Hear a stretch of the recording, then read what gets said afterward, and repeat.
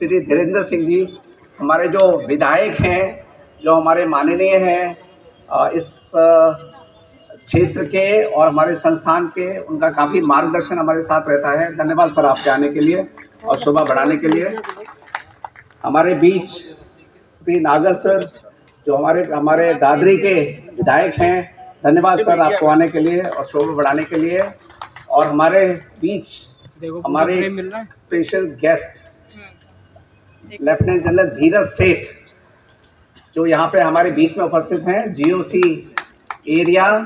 मैं आपको बताते हुए खुशी हो रही है कि जो 26 जनवरी की परेड हुई थी, ये इनके संरक्षक में, he was the parade commander and to lead the whole. So thank you very much sir, please give him a big round of applause. And मेरा सौभाग्य कि मैं जब जयपुर में था तो मैं सर के साथ में मैंने काम किया है। सो धन्यवाद सर आपके आने के लिए। यहाँ पे उपस्थित हमारे बहुत सारे मान्यगढ़ गेस्ट, हमारे CSR पार्टनर्स, हमारे फैकल्टी मेंबर्स, हमारी सिक्योरिटी, प्रेस और यहाँ पे जितने भी लोग उपस्थित हैं, मैं सबका तहे दिल हार्दिक स्वागत करता हूँ। धन्यवाद। आज नेक्स्ट स्लाइड प्लीज। अच्छा ओके। आपको जैसे पता है, हमारे माननीय मुख्यमंत्री जी यहाँ पे आए थे पिछले साल और उनके आने से संस्थान में और एक वाइब्रेशन हो गया है। और कोविड काल में हमारी जिम्स की पूरी टीम ने जो मिलके काम किया था, उसमें उत्तर प्रदेश सरकार की तरफ से हमें 67 मेडिकल कॉलेज और संस्थानों में प्रथम स्थान पाया था, सबसे ज़्यादा मरीजों को ठीक करने के लिए, मैक्सिमम रिसर्च। तो आप उत्तर प्रदेश सरकार का हमें पूरा गाइडेंस, सपोर्ट, हेल्प, और सर यहाँ पे आए थे तो हमें यहाँ पे पूरा का पूरा एक माहौल चेंज हो गया था। धन्यवाद सर। और आप अभी आए हैं तो मेरे को लगता है ये वाइब्रेशन जो है वो चलती रहेगी। इस संस्थान की स्थापना 2008 में हुई थी, लेकिन 2016 तक ये संस्थान डोरमेंट था। 2018 में यहाँ पे हमने काम शुरू किया। 2019 में पहला MBBS बैच आया है और तब से कोई there is no look back कि हम कितना आगे हम बढ़ चुके हैं हर चीज़ में। हमारा केवल मरीजों के स्वास्थ्य, मरीजों की देखरेख का एक जो ज़रूरी हिस्सा है, उसके साथ साथ हमारा रिसर्च और हमारी मेडिकल एजुकेशन, तीनों क्षेत्रों में बहुत काम किया है। मैं मुख्य चीज़ें अगर बताऊं, हमारा जो अस्पताल है, शुरू में हमारे पास 15-20 मरीज रहते थे। आज की डेट में 3.5 मृत्यु दर पूरे प्रदेश में न्यूनतम था, पूरे देश में ये सेकंड लोएस्ट था। तो ये सारा का सारा तब तो इलाज भी नहीं था पूरा का पूरा, तो हमारी टीम ने मिलकर पूरा काम किया, जिसकी वजह से यहाँ पे मृत्यु दर सबसे कम रही। हमारे पास अभी सुपर स्पेशलिस्ट नहीं है, लेकिन यहाँ पे लोकल डॉक्टर्स कॉरपोरेट से, बाकी से जो कुछ हेल्प करना चाहते हैं, हमने स्टार्ट कर दी है, जिसमें 6000 से ज़्यादा मरीजों को हम यहाँ पे उनका सफलतापूर्वक एडवाइस दे सकते हैं। बिकॉज अभी हमारे पास इंफ्रास्ट्रक्चर उतना नहीं है।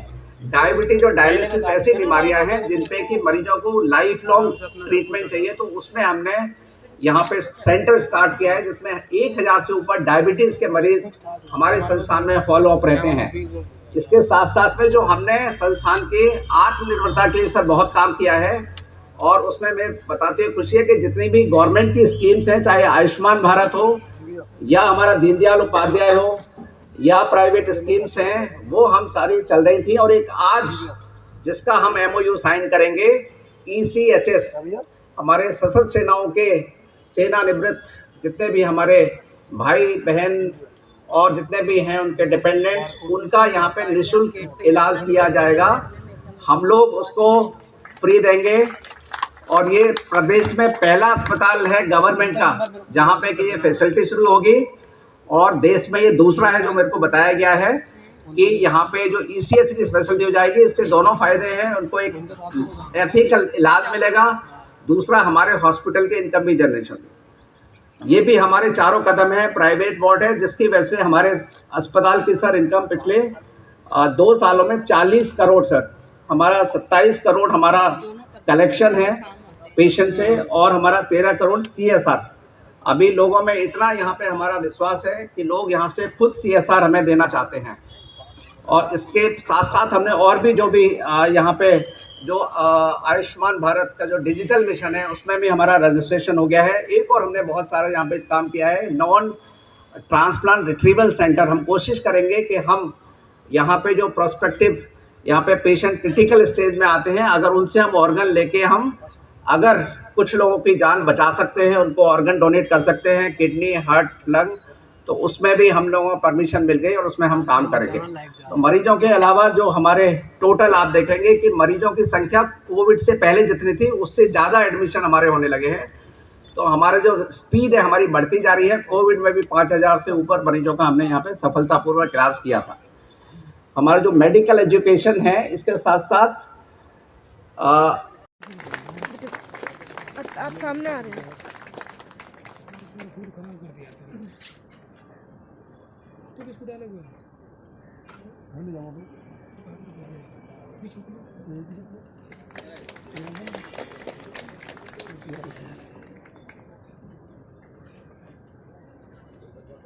Thank you sir. मैं आग्रह करती हूँ डॉक्टर मिसेस सरोजिनी अग्रवाल जी एमएलसी मेरठ से कि वे आज के कार्यक्रम में अपने उद्गार व्यक्त करें। Ma'am please welcome doctor Sarojini Agarwal ji.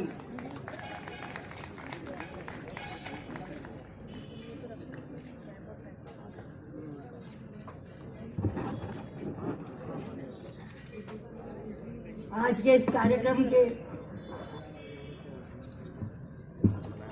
Zips के स्थापना दिवस के कार्यक्रम के मुख्य अतिथि हमारे उप मुख्यमंत्री आदरणीय ब्रजेश पाठक जी, हमारे मार्गदर्शक और जो कि मेडिकल एजुकेशन के मिनिस्टर भी हैं, विधि न्याय के मिनिस्टर भी हैं, हेल्थ एंड फैमिली वेलफेयर के मिनिस्टर भी हैं। साथियों, मैं आपको बता दूं कि आदरणीय उप मुख्यमंत्री जी, इनके घर के दरवाजे हमेशा हर व्यक्ति के लिए खुले रहते हैं, चाहे वो गरीब हो चाहे अमीर हो, छोटा हो या बड़ा हो, हिंदू हो या मुसलमान हो, ये कभी भी भेदभाव नहीं करते। अगर इनका जो मिलने का टाइम है 8 बजे से 10 बजे के बीच में, अगर आप इनके घर जाएं तो वहाँ इतनी भीड़ होती है कि इन तक पहुँचने में आपको बहुत टाइम लग जाएगा। सो मच सो कि लगता है कि मेला लगा हुआ है। और मंत्री जी उसके बावजूद उनकी बातें बहुत ध्यान से सुनकर उनकी सारी समस्याओं का हल करते हैं। ऐसे मंत्री जी, अभी मैंने एक वीडियो देखा था ट्विटर पर, आदरणीय मंत्री जी जा रहे थे, एक किनारे पे एक दो चार आदमी खड़े हुए थे, एक आदमी बहुत ज्यादा ठंड से सिकुड़ रहा था। मंत्री जी पास गए, मंत्री जी ने देखा कि उसके पास गर्म कपड़ा नहीं था, बहुत भारी ठंड थी। मंत्री जी ने अपनी जैकेट उतारी और उसको पहना दी। ऐसे मंत्री जी, ऐसे हमारे उप मुख्यमंत्री जी आज आप हमारे बीच आए हैं। मैं तहे दिल से उनका स्वागत करती हूँ, अभिवादन करती हूँ।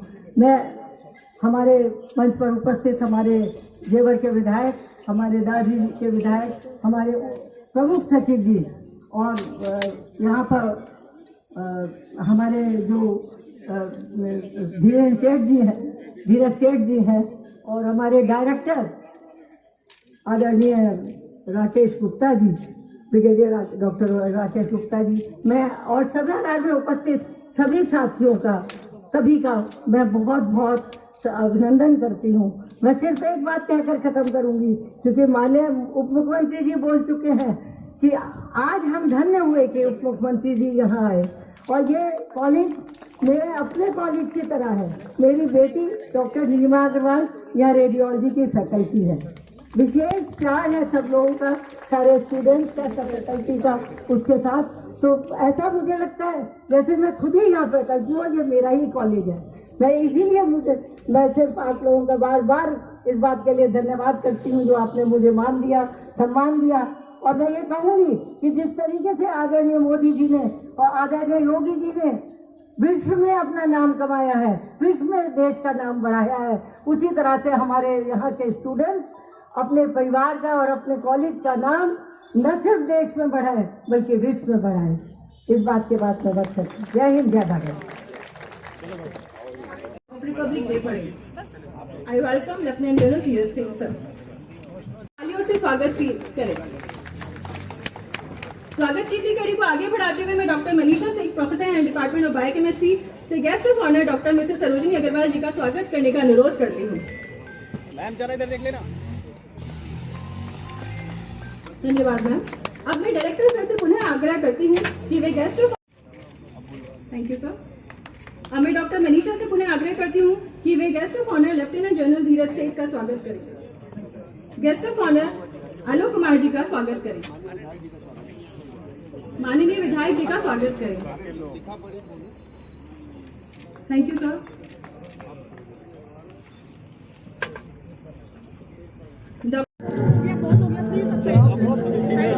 अभी पीछे दिए भैया, पीछे दिए, चलिए पीछे बैठिए, पीछे भैया हो गया। हाँ जी हाँ जी हो गया भैया, पीछे वाला को भी दे, पीछे दिए भैया, चलिए मैम प्लीज पीछे दिए भैया, थोड़ा सा हटिए, पीछे दिए थोड़ा सा। आप लगाइए, तो लगा दी, दो लगा दी, आपके लिए छोड़ रखी है।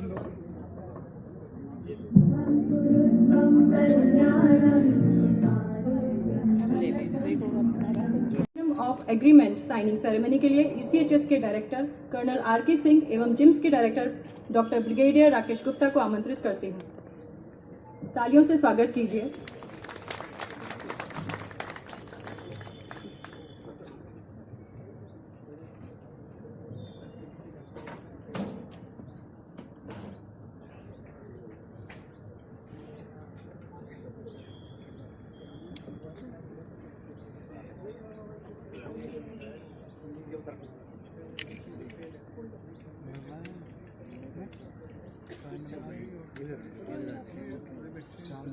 देखता हूँ वाइट लगा रखा भाई।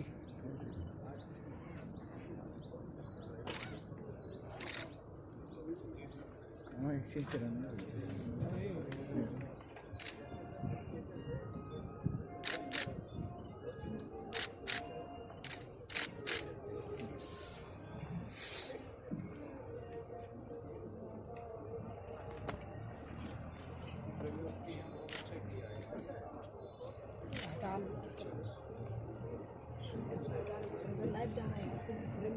तो भाषा सीख लो ना। हमारे लिए एक ऑस्पिशियस डे है कि बहुत बड़ा आज काम हो रहा है। बहुत बहुत धन्यवाद सर आपकी प्रेजेंस में।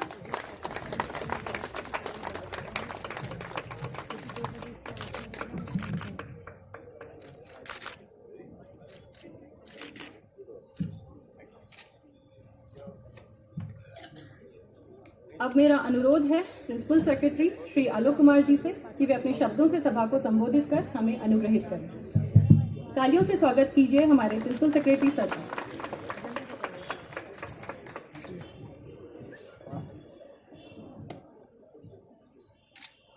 जिम्स के स्थापना दिवस के आज के इस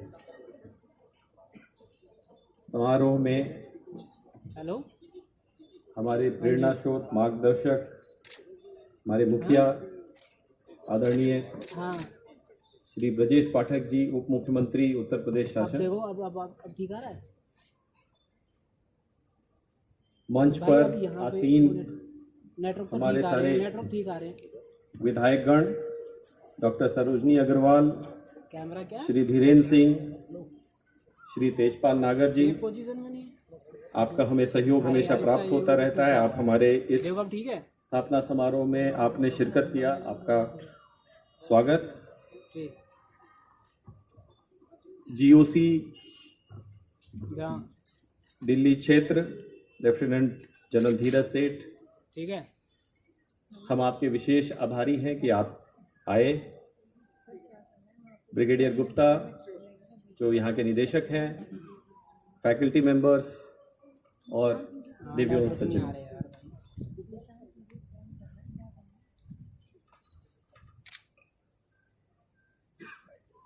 उत्तर प्रदेश सरकार चिकित्सा शिक्षा के क्षेत्र में पिछले 5-6 सालों में स्टार्ट होएगा तो मैं कर दूंगा। बहुत तेजी से कार्य कर रही है।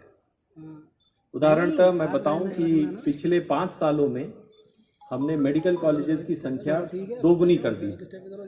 2017 में करीब 35 कॉलेज थे, 33 कॉलेज थे और 2022 में करीब 65 कॉलेज।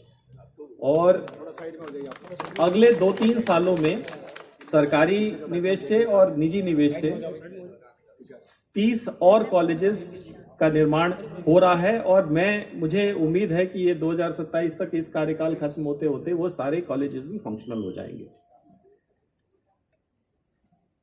10 साल में 3 गुना ग्रोथ आप किसी भी पैमाने पर देखेंगे, इसको आप मानेंगे कि बहुत तीव्र वृद्धि दर है। और माननीय मुख्यमंत्री जी का संकल्प है कि हम प्रत्येक जिले में एक फंक्शनिंग मेडिकल कॉलेज दें और केवल डॉक्टर्स की पैदाइश नहीं, बट इसके साथ साथ हम लोगों ने नर्सिंग पे और पैरामेडिकल पे भी काफी काम किया है, क्योंकि एक डॉक्टर के ऊपर 3 नर्सिंग और 3 पैरामेडिकल प्रोफेशनल की आवश्यकता होती है। तो पिछले 2 सालों में जब से माननीय उप मुख्यमंत्री जी ने कार्यभार संभाला है, तो हमारे पास एक बड़ी अजीब विसंगति थी कि सरकार में 35 मेडिकल कॉलेज थे लेकिन सिर्फ 5 बीएससी नर्सिंग कॉलेज थे, सिर्फ 5, जबकि होना चाहिए कि 35 है तो वहां 105 होने चाहिए, 3 गुने होने चाहिए। माननीय उप मुख्यमंत्री जी ने निर्णय लिया है कि हम प्रत्येक मेडिकल कॉलेज में को लोकेटेड नर्सिंग कॉलेज खोलें और पिछले साल हमने 7 बीएससी नर्सिंग कॉलेज खोले, इस साल हमने 11 खोले और सरकार का संकल्प है कि ये 5 वर्ष के टर्म के खत्म होते होते 49 जो हमारे सरकारी मेडिकल कॉलेज होंगे सभी में एक को लोकेटेड नर्सिंग कॉलेज होगा। पैरामेडिकल के क्षेत्र पे अब हम लोगों ने ध्यान देना शुरू किया है और 2023 में यानी कि ये साल हमारा फोकस पैरामेडिकल ट्रेड के ऊपर होगा और हम लोग कोशिश ये करेंगे कि जिस प्रकार का काम मेडिकल और नर्सिंग में हुआ है, इस साल हम लोग पैरामेडिकल के क्षेत्र में काम करें। जैसा कि देखिए, कस्टमर का प्रेफरेंस इस बात को तय करता है कि इंस्टीट्यूशन की कस्टमर की नज़र में क्या कीमत है। आप यहाँ के लोकल मरीजों से पूछ लें, आप यहाँ के छात्रों से पूछ लें, उनके चॉइस से अपने आप पता चलता है कि जो हमारे नए मेडिकल कॉलेज स्थापित हुआ है उसमें ग्रेटर नोएडा ने एक अपनी अलग पहचान स्थापित की है।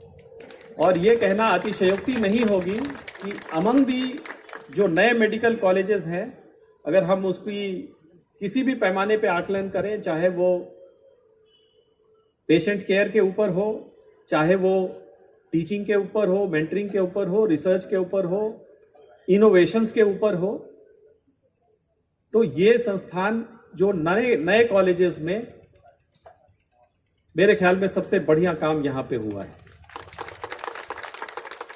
परंतु अभी सिर्फ 4 साल हुए हैं और जो बेंचमार्क आपने स्थापित किए हैं उसको मेंटेन करके रखना और उसको आगे बढ़ा के लेते जाना अभी हमारी जिम्मेदारी है।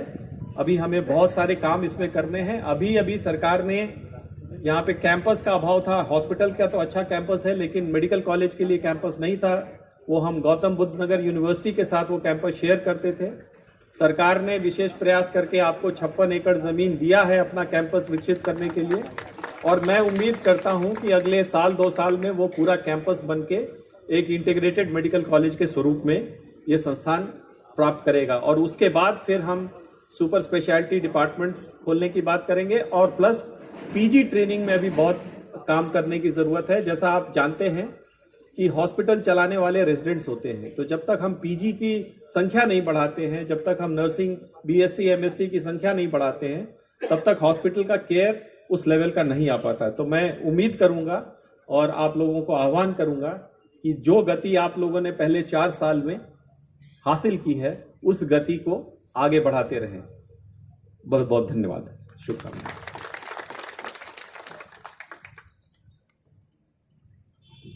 करती हूँ कि वे अपने आशीर्वचनों से हमें अनुग्रहित करें।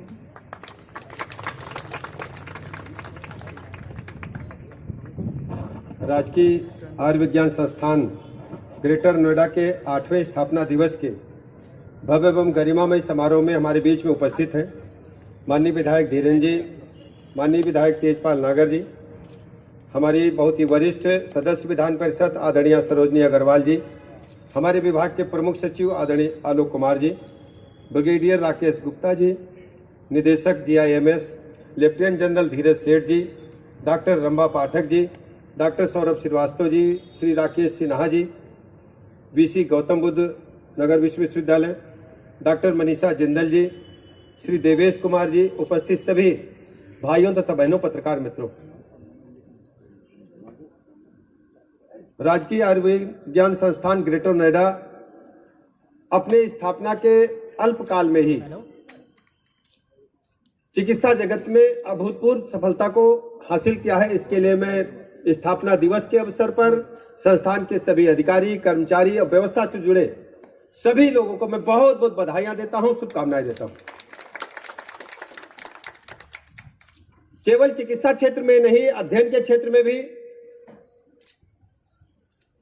मेडिकल स्टूडेंट्स को उच्च कोटि की शिक्षा व्यवस्था भी उपलब्ध कराने का काम संस्थान ने अल्प समय में किया है। मुझे पूरा भरोसा है ग्रेटर नोएडा और आसपास के इलाके के लोगों के चिकित्सा व्यवस्था के साथ साथ मेडिकल स्टूडेंट्स को उच्च कोटि की पढ़ाई लगातार संस्थान उपलब्ध कराता रहेगा। संस्थान के विषय में हम सब जानते हैं कि बना किसी दूसरे उपयोग के लिए था, लेकिन बाद में इसे चिकित्सा शिक्षा विभाग को हस्तांतरित किया गया। इसको और उच्च कोटि का चिकित्सा संस्थान बनाने के लिए यदि कोई आवश्यकता है तो गुप्ता जी से बात करके, प्रमुख सचिव महोदय से बात करके हर स्थिति में इसको हम गुणवत्तापरक सबसे बेहतर चिकित्सा संस्थान बनाने के लिए काम करेंगे। हमें पता है कुछ टेक्निकल फॉल्ट बिल्डिंग में भी है, उस बारे में कार्रवाई जारी है। इसके अलावा चिकित्सा संस्थान को और बेहतर बनाने के लिए क्या किया जा सकता है, निदेशक महोदय जो भी प्रस्ताव भेजेंगे उसको हर संभव हम पूरा करेंगे। आपने कोविड काल में अच्छा काम किया है, सामान्य दिनों में भी OPD आपकी अच्छी है, लेकिन जैसा कि अभी गुप्ता जी ने अपने उद्बोधन में बताया कि प्राइवेट में मरीज जाकर के फिर वहां से ऊब करके आपके पास आता है, तो आप इतना प्रचार प्रसार अपने माध्यमों से करें, अपने जनप्रतिनिधियों के माध्यम से करें कि प्राइवेट में आसपास का कोई मरीज जाए ही ना, सर्वाधिक मरीज आपके पास आए और उनको उच्च कोटि की चिकित्सा व्यवस्था प्रदान करें। हम सब जानते हैं कि नोएडा के आसपास पूरे देश और दुनिया के लोग यहाँ पर रहते हैं और यहाँ पर चिकित्सा व्यवस्था उपलब्ध कराना हम सबकी जिम्मेदारी है। प्राइवेट में जाने पर सामान्यतः लोगों का शोषण होता है। सभी लोग इतने धनवान नहीं होते हैं कि इतने गंभीर रोग के बावजूद इतने बड़ी धनराशि वो चिकित्सा पर खर्च कर सके, लेकिन यदि आपने, ईश्वर ने आपको ये वक्त दिया है, ये अवसर दिया है कि आप गरीबों की निःशुल्क सेवा कर सकते हैं, पीड़ितों की सेवा कर सकते हैं, तो हम सबको मिलजुल करके जनप्रतिनिधियों के साथ बैठ करके एक कार्य योजना बनाई जानी चाहिए। यदि कहीं कोई बीमार है तो सबसे पहले नोएडा जिम्स में आकर के अपना इलाज कराए और सुविधा का उठा करके माउथ टू माउथ स्पीकिंग करके लोगों तक प्रचार प्रसार कर पाए। ऐसा अगर आप करेंगे तो मुझे बहुत प्रसन्नता होगी। मुझे इस बात को देख करके बहुत प्रसन्नता हुई कि भारतीय सेना के जवानों के लिए आपने एक करार किया है। जो रिटायर हमारे भारतीय सेना के जवान होंगे उनको आप चिकित्सा व्यवस्था उपलब्ध कराएंगे। धीरे धीरे परंपरा आपने राजकीय आयुर्विज्ञान संस्थान नोएडा से प्रारंभ की है।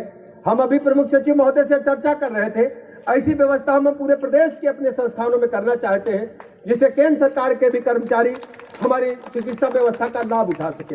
हम जानते हैं कि सेना बहुत अच्छा काम कर रही है और सेना के अपने हॉस्पिटल्स भी अच्छा काम कर रहे हैं, तो मैं सेना को इस बात के लिए बधाइयां देता हूं, शुभकामनाएं देता हूं कि उन्होंने हमारे हॉस्पिटल को चुन करके हमारे चिकित्सकों का हौसला बढ़ाने का काम किया है।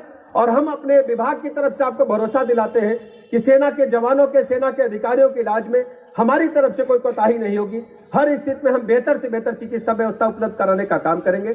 मैं पुनः राजकीय आयुर्विज्ञान संस्थान जिम्स ग्रेटर नोएडा के स्थापना दिवस की आप सबको बहुत बहुत शुभकामनाएं देता हूं, बधाइयां देता हूं। धन्यवाद। I am honored to announce that we have actually felicitate our faculty members. इस कड़ी में सबसे पहले मैं इनवाइट करती हूँ best faculty in patient care doctor Satyendra Kumar, professor head, department of surgery, chief doctor GIMS को यहाँ आमंत्रित करती हूँ। डॉक्टर कुमार ने पिछले 5 वर्षों में 500 से ऊपर सफल सर्जरीज की हैं। एक दिन में 4 घंटे में 9 सफल गॉल ब्लैडर की लैप्रोस्कोपिक सर्जरीज की हैं। तालियों से स्वागत कीजिए डॉक्टर सत्येंद्र कुमार का। अरे मोबाइल यार, तुम गड़बड़ कर रहे हो, धर वाली हद करते हो यार।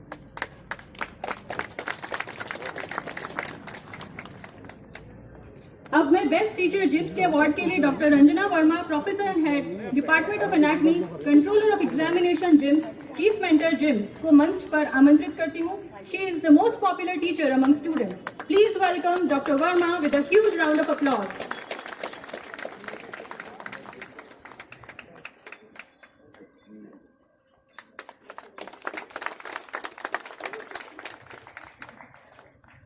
Next award in line is for Best Faculty in Research. This award goes to Dr. Anurag Srivastav, Professor Community Medicine, Chairperson JIMS Scientific Research Committee. He has got 63 national and 12 international publications in index journals. He has fellowship of Royal Society of Public Health, London. And he is also a member of editorial board in various journals. अब मैं संस्थान में उनके best academic contribution के लिए doctor रंबा पाठक, dean gyms को आमंत्रित करती हूँ। जिम्स आज 60 मेडिकल कॉलेजेस में विद्यार्थियों की पसंद में तीसरे स्थान पर है। इसका श्रेय हमारे फैकल्टी मेंबर्स को जाता है जो सभी डीन मैम के सुपरविजन में कार्यरत हैं।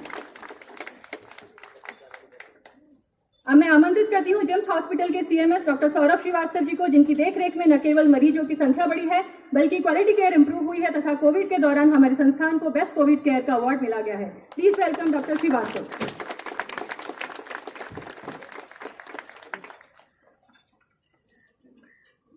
अब मैं GIMS director doctor brigadier Rakesh Gupta ji से अनुरोध करती हूँ कि वे हमारे आज के मुख्य अतिथि महोदय माननीय उप मुख्यमंत्री श्री ब्रजेश पाठक जी को स्मृति चिन्ह भेंट कर उन्हें सम्मानित करें।